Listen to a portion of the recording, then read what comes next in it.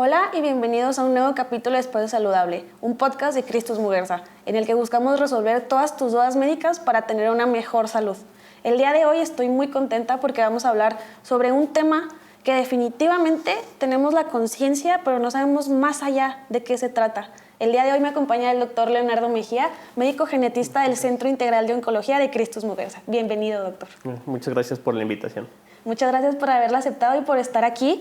Y pues bueno, el día de hoy este tema me parece un tema muy importante porque sin duda alguna todos hemos escuchado la palabra genética.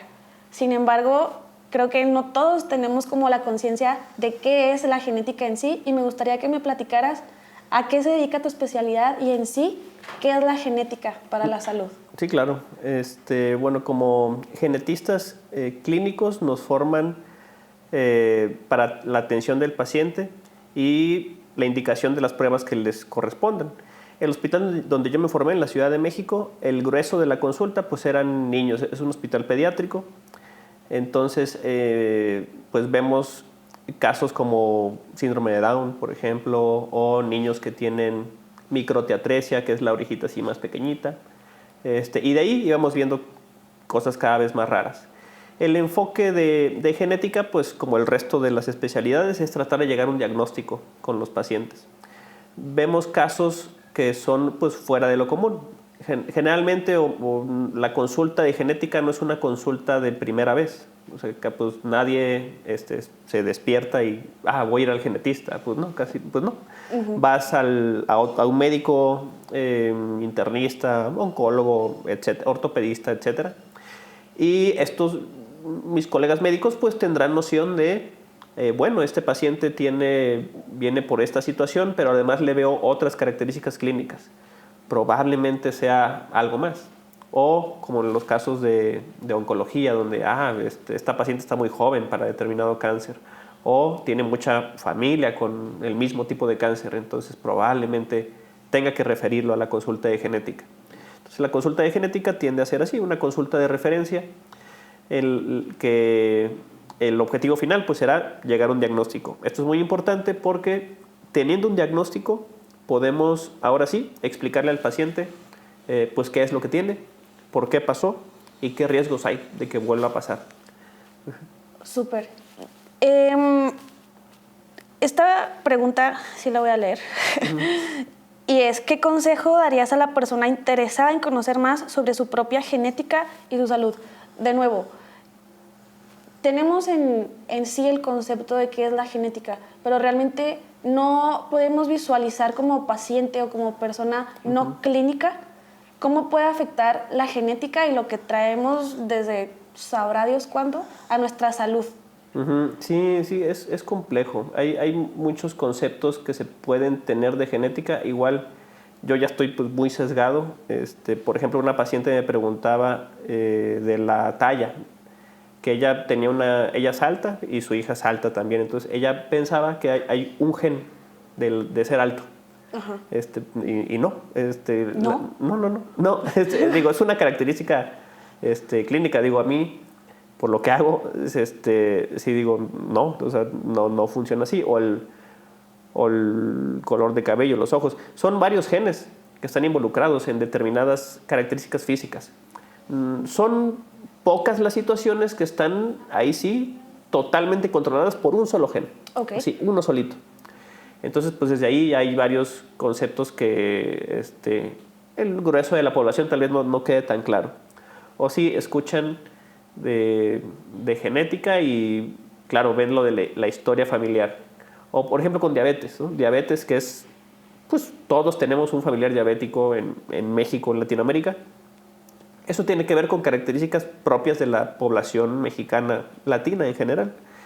Entonces, igual se cree que como mis papás son diabéticos los dos y mis tíos todos son diabéticos, yo seguramente voy a ser diabético en algún momento.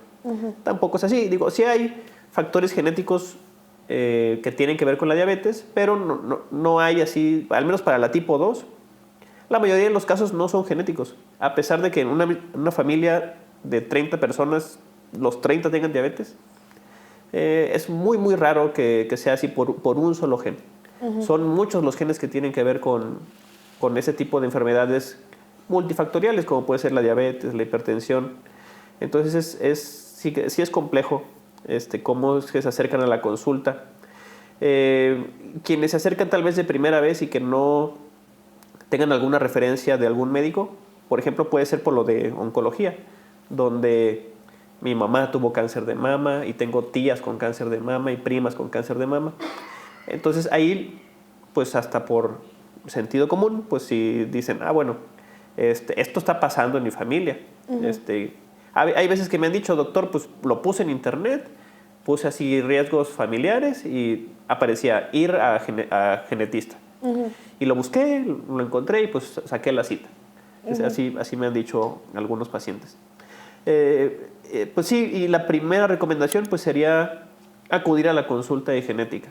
Digo, fuera de los genetistas, son muy pocos el resto de mis colegas internistas, en fin, médicos generales, familiares, etcétera, quienes tienen conceptos tan completos sobre qué es genética, para qué sirve, para qué no sirve, qué pruebas tengo que hacer, cuáles no, porque no me van a responder la pregunta que tiene mi paciente. Entonces, lo ideal siempre, por hacerse una prueba genética o tener dudas sobre la herencia familiar, la recomendación sería sí, ir a la consulta de genética. Y ya basta de estarle echando la culpa a la abuelita y a la mamá de que eres diabético, de que estás chaparrito y de todo lo demás. Eso ya no tiene que ver nada con la genética, definitivamente. Digo, tendrá que ver en algunos factores, pero no así, el 100% de las veces, no. No. Y Doc, platícame, ya que estabas hablando acerca del tema de los pacientes oncológicos y de la herencia que pueda tener una persona para tener cáncer, a lo mejor de mama, que es un cáncer muy común en México, muy común en Chihuahua, ¿qué papel juega la susceptibilidad del cáncer en la genética? Pues es muy importante. En números, afortunadamente es el más raro. Y en general, las causas o alteraciones genéticas, afortunadamente, son las más raras. En cáncer, del 100% de los casos de cáncer de mama, de colon, de estómago, del que sea, 90% son multifactoriales. Son muchos factores, que los podemos dividir en dos grandes grupos, que son los modificables y los no modificables. Dentro de los no modificables, uno muy importante es la edad. Okay. Mientras más grandes somos, más riesgo tenemos de que nos dé cáncer pues, en cualquier parte del cuerpo. Por eso en países de primer mundo, donde la esperanza de vida es alta, pues cáncer es primera o segunda causa de muerte. Entonces, ahí no es porque todos están fumando, todos están comiendo muy mal, al contrario, están viviendo mucho, comen bien, hacen ejercicio, pero viven 80, 90 años. Y si todos viéramos 100 años, a la gran mayoría nos daría cáncer en alguna parte del cuerpo. Otro factor no modificable es el sexo. Por eso hay tumores propios de hombres, otros propios de mujeres, ¿no? Como el de mama, pues es el más prevalente en mujeres. Y luego factores modificables hasta cierto punto, ahí sí ya entra todo lo demás, dieta, fumar, beber en exceso, no hacer ejercicio, no dormir bien, y ahí pueden poner lo que se imaginen. Y todos estos factores desencadenan el 90% de los casos de cáncer. El 10%, nada más el 10%, es de origen genético. Okay. Entonces, pues afortunadamente, pues es el más raro.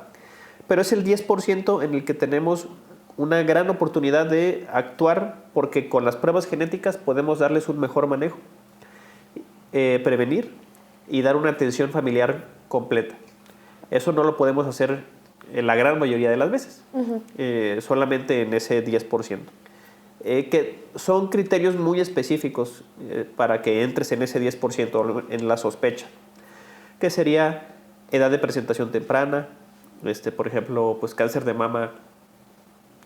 Las guías dicen antes de los 50, Okay. pero pues aquí hay casos de mujeres de menos de 40, mujeres de menos de 30 años con cáncer de mama, cáncer de ovario igual, antes de los 40, 50 años, normalmente es a los 70, cáncer de colon a los 40 años, tener varios familiares con el mismo tipo de cáncer o tipos de cáncer relacionados, cáncer en órgano par. O sea, de todo lo que tenemos dos, tener cáncer en los dos al mismo tiempo, pues es un foco rojo, como ambos ojos, ambas mamas, pulmones, riñones. Entonces, ese es otro otro criterio.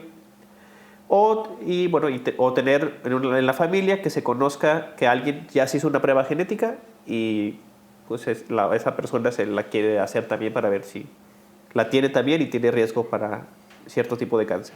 Y ahorita comentabas, Doc, que algo importante que podemos apreciar por la genética es la prevención. Ajá. En dado caso de que tú llegues a ver alguna anomalía o algo rarito, ¿qué podemos hacer para prevenir llegar a tener cáncer? ¿O cómo es que tú puedes ver que tienes algún riesgo o alguna susceptibilidad de llegar a tener cierto tipo de cáncer? Excelente pregunta. Que es mucho lo que se enfoca la consulta de genética. Entonces, el abordaje pues es primero casi siempre es así, es una paciente casi siempre joven con cáncer de mama. Revisamos si cumple criterios, si los cumple, ofrecemos la prueba genética. La prueba genética sale positiva. Con esta paciente que ya tuvo cáncer y si acaso sale positiva para una variante que le eleve mucho el riesgo para cáncer, le vamos a sugerir algo que se llama cirugía reductora de riesgo, que ahí está lo preventivo. Entonces, esta mujer pues tal vez ya tuvo cáncer en una mama. Entonces, lo que vamos a sugerirle es que se quite la otra mama. También. Porque si no fuera así, en 4 o 5 años es probable que regrese con cáncer en la otra mama, sea cirugía de todas maneras, quimioterapia o radioterapia nuevamente. Entonces, volverle a dar toda la terapia, pues no es lo que quisiéramos. Y eso es para mama. Generalmente estos genes que elevan riesgo para mama lo tienden a hacer para ovario también. Entonces sugerimos también quitar ovarios. Pero esto, claro, no en mujeres jóvenes, menos si no han tenido hijos. Los quitamos después de los 36 años y después de que hayan tenido los hijos que quieran tener. Cumpliendo sus criterios ya ofrecemos estos manejos y reducimos mucho los riesgos. Porque los genes más frecuentemente afectados son BRCA1 o BRCA2. Esos elevan riesgo en mujeres 80% para cáncer de mama, 60% para cáncer de ovario. Todas las mujeres tienen un riesgo más o menos del 14% para cáncer de mama. Entonces, pues es muchas veces más con BRCA1 o BRCA2 mutado. Y para ovario, todas las mujeres tienen un riesgo como del 4 o 5%. Entonces, 60% pues es muy alto. Por eso ofrecemos estas medidas preventivas con el objetivo, pues sí, de que no les vaya a dar cáncer, porque a nadie nos conviene. No. A los pacientes, a los médicos, a los hospitales, al Estado, al país. A nadie nos conviene pues tratar a una paciente que podemos prevenir. Claro. Y es la importancia de la prevención y este hincapié que se hacen muchísimas campañas al año de que prevenir el cáncer de mama son cosas muy fáciles, desde una mastografía, una sonografía. Y pues qué importante que también establezcamos que a lo mejor ni sabíamos muchos que existía un médico genetista. Entonces, a lo mejor qué importante es ir al médico genetista, hacernos una prueba muy sencilla que nos puede decir si tienes algún riesgo y prevenir. Sí, exacto. Y esto me lleva a preguntarte, ¿qué pruebas genéticas son comunes en el ámbito de la oncología y qué información te pueden proporcionar? Ok. Sí, justamente el día de ayer una señora me decía, es que mi oncólogo me pide que me analice BRCA1 y BRCA2. Que bueno, esto es importante. Todos estos genes, BRCA1, BRCA2 y pues, los que se analizan en los paneles para oncología, que son un grupo de genes, cuando están afectados elevan riesgo para cáncer. Esos genes los tengo yo, los tenemos todo el mundo. Lo que no tenemos todos son variantes, algo distinto, algo diferente en ese gen que cuando está presente hacen que ese gen deje de funcionar. Okay. Entonces, pues aquí el oncólogo pues lo refiere conmigo. Ahí tal vez el área de mejora sería que pide solo 2 genes, BRCA1 y BRCA2, que son los más frecuentemente afectados, pero no son los únicos. Yo le explicaba a esta señora que la sugerencia es hacer un panel genético, o sea, varios genes, los más que se puedan. Entonces, estas pruebas varían dependiendo del laboratorio. Habrá de 70 genes, de 100, 300. Las guías dicen, haz el más grande que puedas. Esa es la recomendación. Hacer 2, 1 es un panel muy pequeñito. ¿Cuándo haríamos 1? por ejemplo, con esta señora, yo le haría ese gen si me dijera, doctor, tengo una tía con una variante en BRCA1. Ah, perfecto. Ahí sí, estamos viendo que en la familia hay un solo gen de interés. Excelente. Okay. Ahí analizamos uno. Pero en la mayoría de los casos, lo que yo les sugiero a mis pacientes es siempre hacer el panel genético. Mientras más grandes genes, más número de genes, mejor. Porque, ¿qué tal que no es BRCA1 o BRCA2?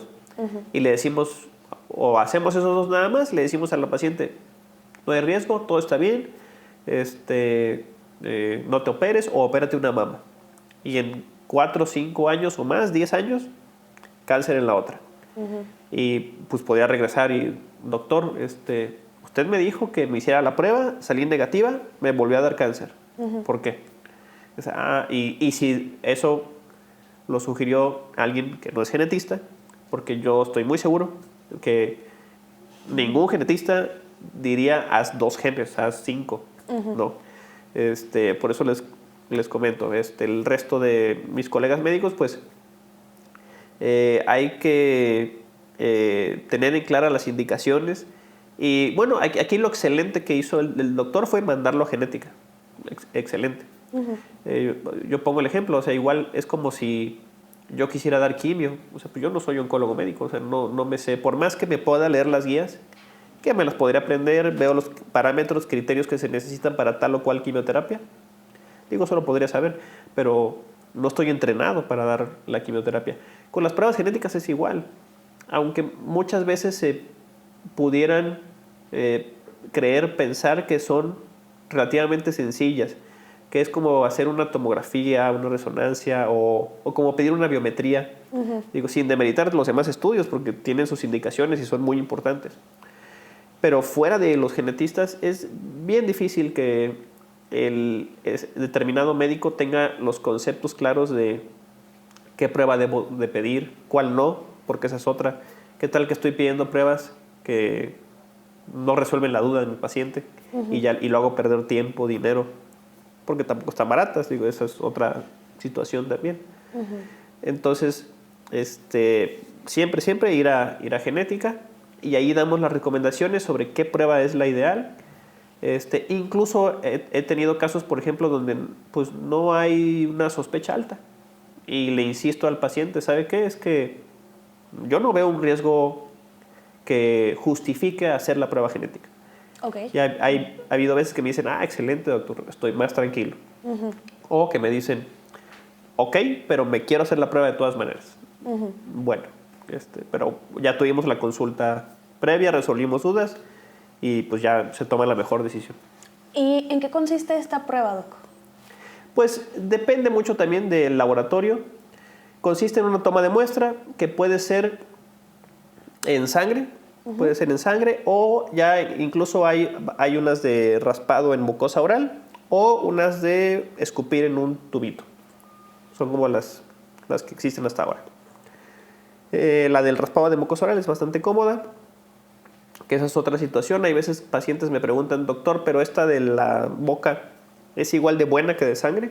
Y sí, actualmente los métodos de extracción de DNA son muy buenos, tanto de sangre como de raspado de mucosa oral, incluso esos tubitos donde escupes, igual, son igual de buenos. Entonces, primero tomamos esa muestra y se mandan a laboratorios. Pues aquí en Chihuahua, pues creo que pues, no hay ningún laboratorio que tenga aquí como el equipo físico para hacer las pruebas, que yo sepa. Generalmente lo que se hace es que pues aquí es un intermediario, finalmente se toma la muestra y se manda a algún laboratorio donde se puedan hacer, que ya sea pues en el mismo país, Ciudad de México, Guadalajara, Monterrey, o incluso fuera del país. Aquí hay varios en Estados Unidos, en Europa, en Alemania, incluso hay laboratorios en Corea que te están recibiendo muestras también para hacer este tipo de estudios. Entonces pues depende de con quién se trabaje y de lo que el paciente esté buscando. Ok, entonces la recomendación para un paciente que se va a hacer la prueba genética es hacer todas las que se pueda. no solo los genes, todos los genes que se puedan, Sí, y sí, sí. dejar el abanico amplio a todas las posibilidades y evitar que en el futuro llegue una enfermedad y acudamos y luego, usted me dijo que yo estaba bien y mire. Sí, así, tengo un caso así de una paciente joven, es la única mujer de como, creo que tiene otros 4 o 5 hermanos. Y esta paciente, su mamá tuvo cáncer de mama como a los 40, sí, 40. Y el doctor le dijo, señora, van a pasar 10 años y si no le regresa el cáncer ya todo está bien. Ah, perfecto. Y al año 11 le da cáncer de mama. Okay. En la otra mama y fallece desafortunadamente. Entonces viene conmigo esta jovencita, pues sana, la única mujer de los hermanos. Y pues ahí ni modo, no alcanzamos a hacerle prueba a la mamá. La mamá pues falleció. Le hacemos la prueba a esta joven y sale positiva. Sale positiva por una variante en un gen que se llama PALB2. No es BRCA1, no es BRCA2. No todo es BRCA1 y BRCA2. Si yo a esa paciente le hago esos 2 genes nada más, le digo todo está bien, no pasa nada, y en un rato más, cáncer de mama. Entonces eso ya no le va a pasar a ella. O sea, lo que le pasó a su mamá, el objetivo es que no le pase. Claro, es algo en equipo, porque por más que yo le dé las indicaciones y si la paciente no la sigue, pues bueno, ahí se perderá el beneficio. Pero en el mejor de los casos, donde hay colaboración entre los pacientes y el equipo médico, pues como en el caso de ella, pues debería ser de éxito, donde lograr que no le dé cáncer. Ok, mencionaste algo importante y me nació una duda. ¿Es importante para ti que puedas tener como un historial, por ejemplo, en este caso de la paciente, por ejemplo, tener los datos de la mamá y luego tener los datos de la hija para ver qué es lo que seguiría con respecto a las enfermedades? Sí. Mientras más información tengamos, siempre es mejor. Okay. En el caso de oncología y de otras patologías, pues saber cuántas personas han manifestado o tenido el mismo diagnóstico, a qué edad, si fallecieron, a qué edad fallecieron, si alcanzaron a hacerles pruebas genéticas o no. Sí, mientras más información se tenga, mejor. Ok. ¿Me puedes describir un ejemplo de cómo la genética te ha ayudado a ti, a guiar a un paciente oncológico a un buen tratamiento? Sí, claro. Bueno, hay ejemplos así muchísimos. Actualmente hay terapias específicas en el tema de oncología para pacientes que salen positivos para variantes en BRCA1 o en BRCA2. Sobre todo en estos 2 genes, y parece ser que en algunos otros, pero actualmente lo que está bien establecido es para estos 2. Entonces, por ejemplo, para pacientes con cáncer de ovario, que salen positivas a BRCA1 o BRCA2, ya desde hace unos años está indicado una terapia con un medicamento que son inhibidores PARP, se llaman este grupo de medicamentos. Y entonces a los pacientes les va excelente. Además es una pastilla, o sea, es súper cómodo, o sea, ya no es inyectado o estar yendo al hospital, pues no, o sea, es una pastilla y eso lo que hace es pues causar una muerte mucho más específica de las células malignas. Okay. Entonces, en este caso, la prueba genética nos permitió detectar ese grupo de pacientes, se estableció o se propuso estos medicamentos a los cuales pues solamente las pacientes que salen positivas son candidatas y pues excelente. Su esperanza de vida pues se alarga mucho más con estas nuevas terapias. Aquí lo complicado pues son los costos.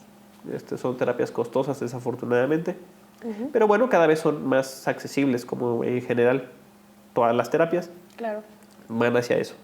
Y en cuanto a una paciente, por ejemplo, tú puedes guiar el camino a lo mejor para uno de tus compañeros oncólogos en cuanto a si es necesario, no sé, hacer inmediatamente una mastectomía, pasar directamente la quimio, a la radio.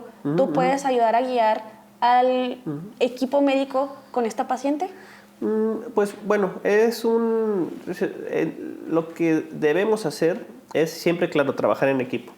Entonces lo que hacemos con los oncólogos, cirujanos, radioterapeutas, patólogos, etcétera, es pues en conjunto comentar los casos y, claro, entre todos llegar a un consenso de cuál es el mejor manejo, claro, incluyendo a él o la paciente. Entonces, como tal, mi aporte sería pues hacer la prueba genética y en dado caso de que salga positivo, complementar con cirugías reductoras de riesgo, si están indicadas. Ahora, en una paciente con cáncer de mama, o sea, activo en tratamiento, pues no se opera en ese momento. O sea, siempre pues termina su tratamiento y en cuanto a oncología médica lo decida y cirugía, y la paciente incluso, así de que bueno, ya terminó el tratamiento, ya está en etapa de remisión, pues, curada la paciente, perfecto, ahora vamos a lo preventivo. Okay. Pero bueno, se toma siempre una decisión en conjunto. Ok, súper, doc. Ahorita comentabas algo acerca de una paciente que tenía cáncer y luego fue contigo al genetista y descubrieron que posiblemente iba a tener de nuevo cáncer en su siguiente seno.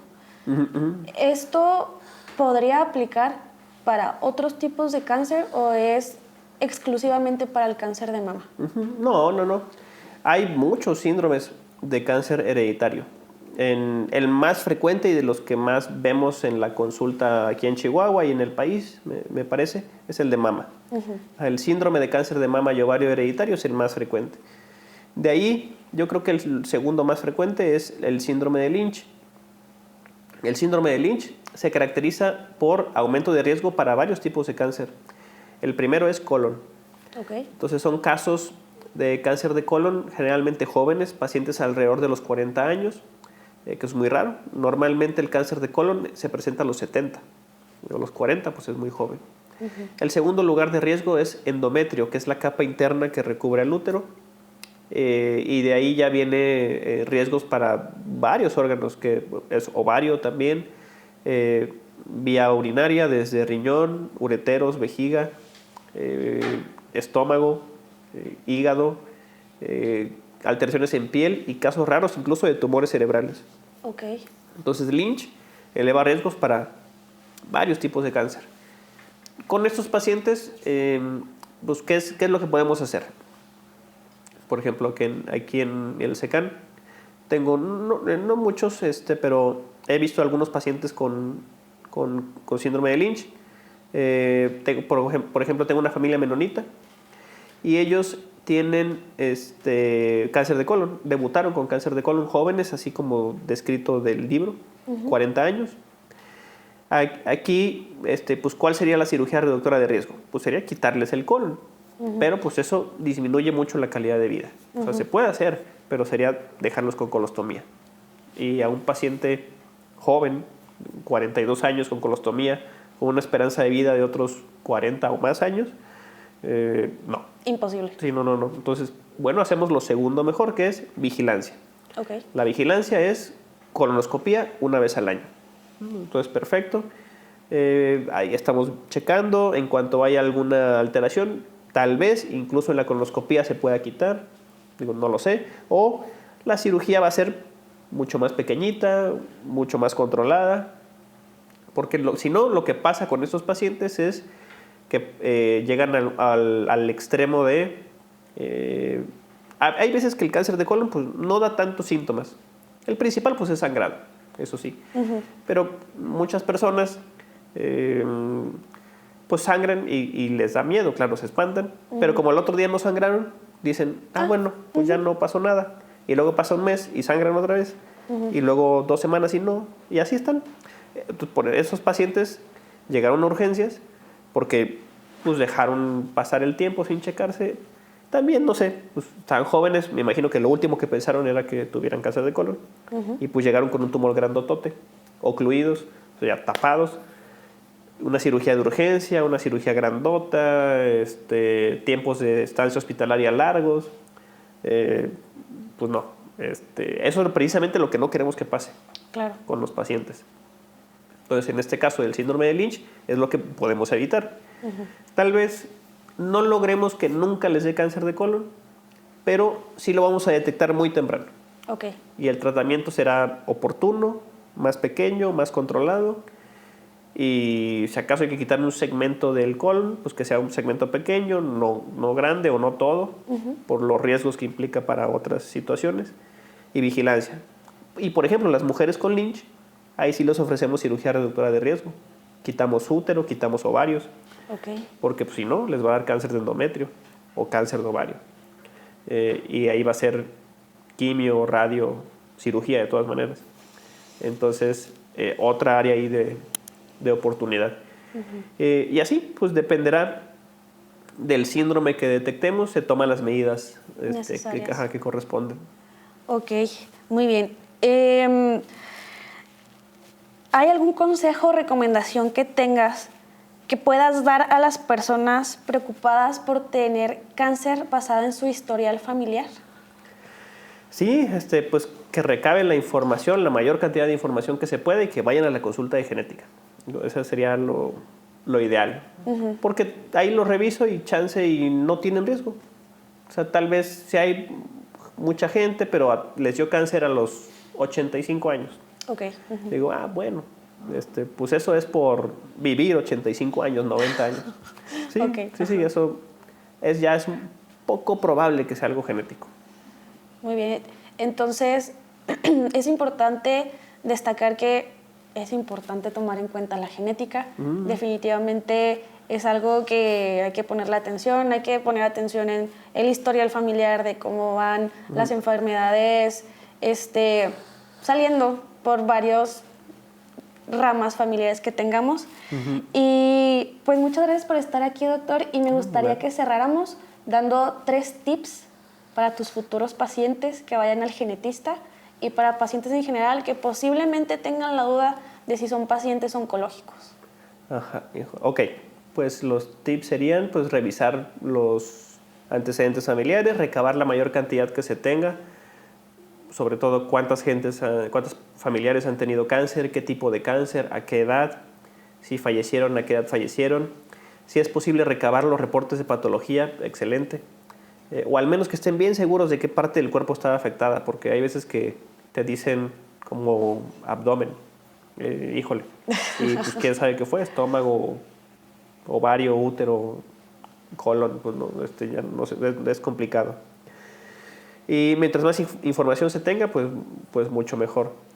Y sí, que tengan esta duda, por ejemplo, con Lynch, el doctor Lynch inicia la investigación porque su costurera le dijo, doctor, es que me voy a morir de cáncer de colon. Y él le pregunta, ¿pero por qué? ¿Por qué piensas que te vas a morir de cáncer de colon? O sea, pues porque mi mamá se murió de cáncer de colon, y mis tías se murieron de cáncer de colon, y mis primos están muriendo de cáncer de colon.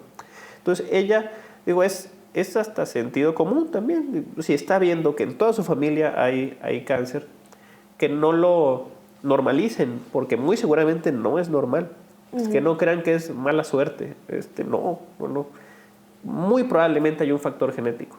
Y así han llegado pacientes que incluso, o sea, me han tocado, he visto casos donde desafortunadamente pues se les fue a alguno de mis colegas que ven 2 hermanas con cáncer de mama, jóvenes. O sea, eso está gritando que es algo genético. Y por alguna otra razón llega una de las pacientes. Porque dicen, doctor, es que pues, tengo miedo. Mi hermana ya le dio cáncer, a mí también. Y por ahí investigué, resulta que otra de mis tías también. Entonces, que sepan que es lógico esa duda, esa pregunta. Y si algún médico tal vez les diga, porque también ha pasado, como que no se hereda, o eso no pasa, eso no es cierto. Es lo raro, es lo más raro, es verdad, pero sí pasa. Y en Chihuahua es muy prevalente. Aquí yo debo tener como al menos 200 pacientes ya positivos. Y no son 200 personas, porque esas mujeres, la mayoría mujeres, tienen hermanos, tienen hermanas, tienen tíos, tías, primos, primas. Entonces el número real de personas es grandísimo. Y no veo a todas las pacientes que podría haber. Porque en teoría, un oncólogo, si ve 10 consultas, me tiene que mandar una. ¿No? Si ve 100, me tiene que mandar 10, o sea, mínimo, porque Es lo que está demostrado estadísticamente, pero en Chihuahua parece bastante prevalente. Entonces, pues siempre que tengan duda, pedir la referencia a genética o acudir a la consulta de genética de primera intención. Y si les indican alguna prueba genética y no los mandaron al genetista, acudir al genetista también. Porque qué tal que la prueba genética pues está mal indicada o no les va a resolver la duda. O sea, mejor ir con un genetista y listo, así, esta prueba está bien indicada y no solo eso, te explico el impacto que podría tener, porque eso es importante. Hay que explicarle al paciente qué va a pasar, o sea, y si sales positivo y si sales negativo, o sea, qué impacto va a tener para el paciente, para su familia. Entonces, de ahí la importancia de la consulta previa, antes de una prueba genética y después. Una vez teniendo el resultado, pues ahora sí, explicar qué es lo que dice. Claro. Y pues algo importante es especificar que no debemos de tener miedo de ir al genetista, porque a lo mejor lo estamos viendo del lado de que, pues sí, nos vamos a enterar de que estamos enfermos, pero hay que verlo del lado positivo. Vamos a poder prevenir el estar enfermos, el, como decías tú, el llegar a un estado en que la enfermedad ya no nos da para más, a llegar a un estado muy crítico o muy grave, y esto lo podemos prevenir. Es fácil, es una prueba, es estar constantemente yendo al médico, es cuidar, como nos comentabas ahorita, cuidar nuestra alimentación, cuidar nuestra salud, estar haciendo un espectro y algo muy amplio para poder estarnos cuidando. Muchas gracias, Doc, por estar aquí. Muchas gracias por toda la información. Es información muy importante y pues bueno, ya escucharon, no hay que tenerle miedo a ir al doctor, no hay que tenerle miedo a ir al genetista. Es algo importante, es importante conocer nuestra historia familiar, es importante el que podamos estar conscientes de que podemos llegar a tener una enfermedad y sobre todo el estar conscientes de que podemos prevenirla. Muchas gracias por ver este capítulo de Después de Saludable y nos vemos pronto.